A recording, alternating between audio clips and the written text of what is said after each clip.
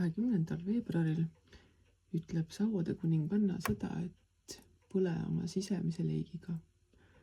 Sukeldu iseenda loovusesse, kaeva enese seest välja kõik see, mida sa võiksid pakkuda maailmale.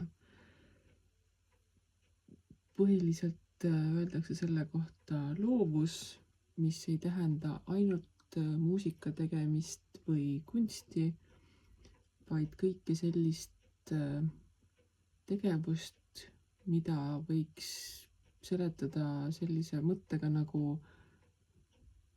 mõtetest materiaalseks.